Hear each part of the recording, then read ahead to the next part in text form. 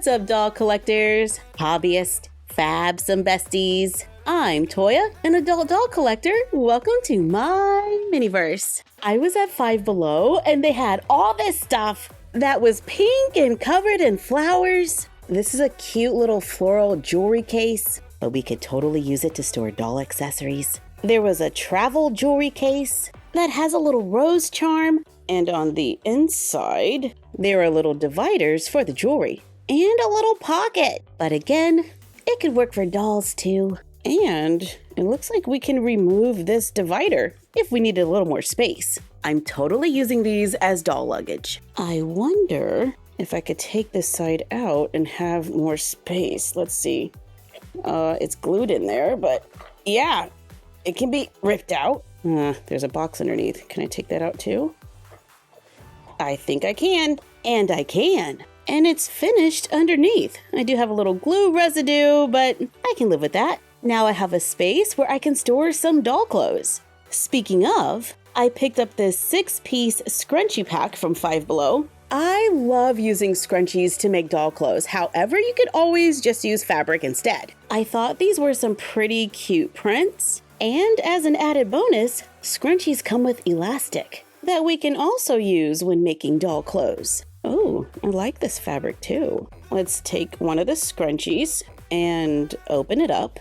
I'm using a seam ripper to carefully take it apart. Then I ironed it, and I have a piece of fabric that's about 16 inches by 3.5. I made a quick pattern, and we're going to test it out. My patterns are not perfect, but they usually get the job done.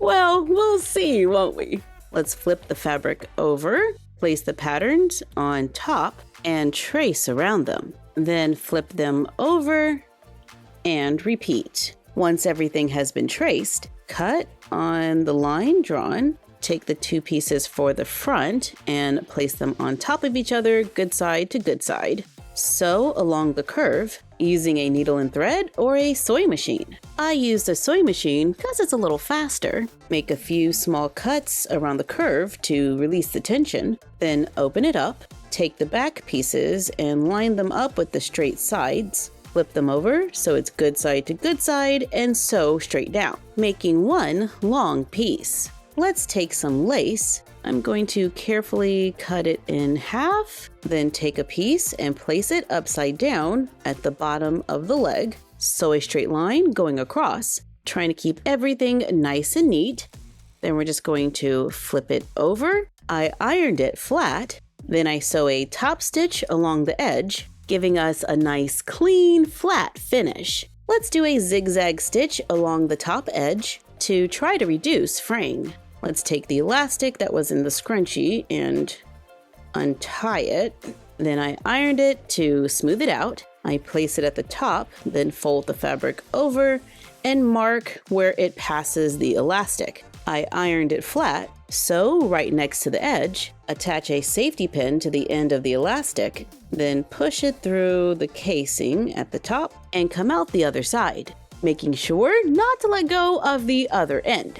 I'm going to stitch this end in place, then we can pull it from the other end to gather it to comfortably fit around the doll's waist. I stitched it on the end and trim off the excess. I want them to be gathered at the bottom as well, so let's flip it over. I have 1/8 of an inch elastic from home. I stretch it, place it at the bottom, and stitch it in place to gather it. I used a zigzag stitch right along the edge of the lace on the inside. And on the other side, we've got a nice little gather. Repeat for the other side, and they're starting to look so cute. Okay, let's hurry and finish. Let's fold them in half so the good side is on the inside and match up those curves.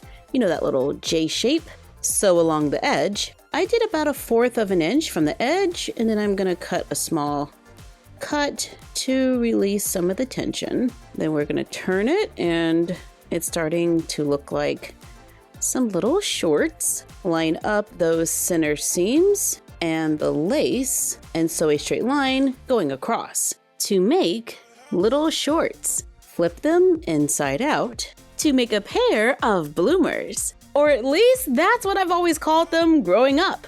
Here they are on a curvy Barbie. They're sitting a tiny bit lower in the back than I would like, so I need to be careful with my seam allowance. But this pattern almost reaches to the knees, and we can push them up for a puffy look. Here's the same pair on a classic body. There's a little more space in the back, but again, if I do a slightly smaller seam allowance at the very end, I'll have more room. And here they are, pushed up. I do have a little bit of fabric left over, measuring about 4 inches by 3.5. Let's fold it over and cut it into 2 pieces that are about 3.5 by 2 inches. Lay them good side to good side, sew along one edge. To attach them, fold over and hem the top with a straight stitch. I cut another piece of lace. Let's flip this over, place the lace upside down at the bottom, sew a line going across, flip it over and iron it. Sew a straight line, lightly draw a line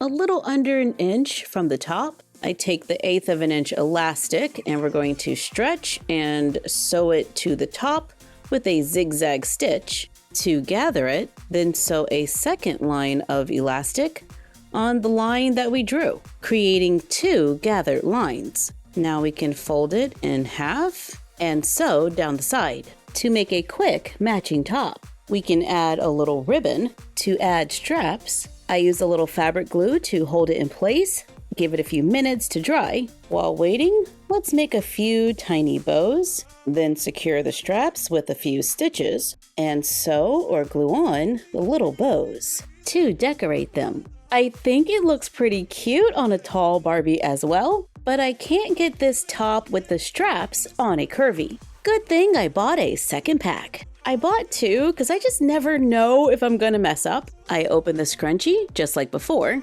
Again, it is 16 by 3.5. Cut a rectangle that is 6.5 inches by 1.25. Fold up and hem the bottom. Let's take that leftover piece of cut lace, place it at the top, upside down, sew a line 1/4 of an inch from the edge, then let's flip it and top stitch it. Wrap it around the doll and fold back one end, trim any excess if needed. I trimmed off a little more than 1/4 of an inch. Take the end that we folded and we're gonna fold it so the good side is on the outside. Cut a small piece of Velcro, sew the fuzzy side onto the folded fabric. I think it's called the loop side. Then sew the other piece or the hooks onto the other side at the other end so we can fold them over and connect them. Place it on the doll and make adjustments if needed. I had to move my Velcro over just a little to make it more fitted. Place it on the doll inside out, pinch the fabric under the bust, and we're just going to take it in a little by sewing small triangles to make it fitted.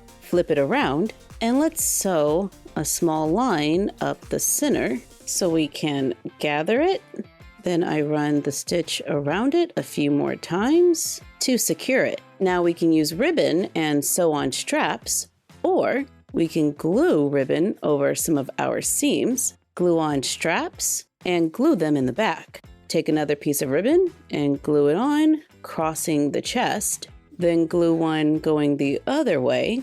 I'm gluing the ribbon on with hot glue, but quick dry tacky glue could work as well. Then add a bow to the center to make a matching bra. And it can fit a classic doll too. I have some leftover fabric from our second scrunchie. It's a little over 9 inches. Let's cut the ends even. So it's 9 inches by 3.5. Let's make the gathered top again, but this time make it longer. Hem the top, add the lace to the bottom, flip it over and top stitch, double gather the top, then fold it in half and sew down the side. Add ribbon straps, but this time I added 2 long pieces of ribbon, so when the glue dries, we can tie a bow. I make a small bow to attach in the center to make a cute little pajama set that the curvy dolls can fit too. I have another piece that's about 2 inches by 7. Let's fold over and hem the top and bottom, wrap it around the doll, overlap it, and then we're just gonna fold it back, just like we did when we made the bra. Flip it the other way so the good side is on the outside. Add Velcro, place it on the doll inside out, then pinch the fabric and sew darts. I use pins to plan where I want to sew. Then I use a needle and thread to carefully stitch to make it more fitted. That looks like it might work. Remove it from the doll, then turn it around and place it back on the doll. My stitching is not the neatest, but that's okay. Because I'm going to glue ribbon over the seams, I used tacky glue and just held it while it dried, then glue on lace. I added lace to the bottom to cover my uneven edges. Then let's add a bow in the center to make a corset. I am loving how all of this is turning out. Those little bloomers are too cute. I think the pattern works pretty good for a classic and a tall Barbie, but I think if we wanted to make it for a curvy, we can still use the same pattern, but this time, after sewing the pieces together and adding the lace to the bottom, I'm going to use a thinner elastic so we can do a smaller casing at the top. And I got a smaller safety pin to fit through, and I'm going to keep the seam allowance at the very end a little under 1/4 of an inch.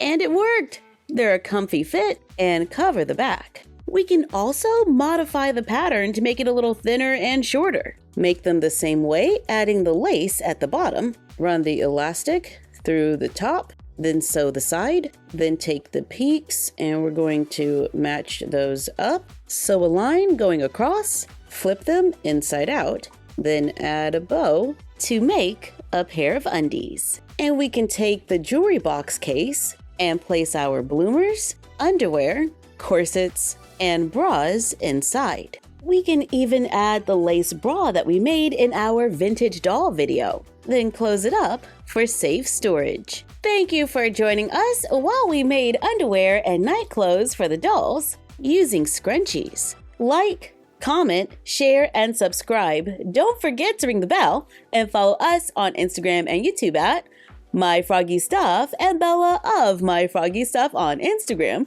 And we will see you next time. Bye!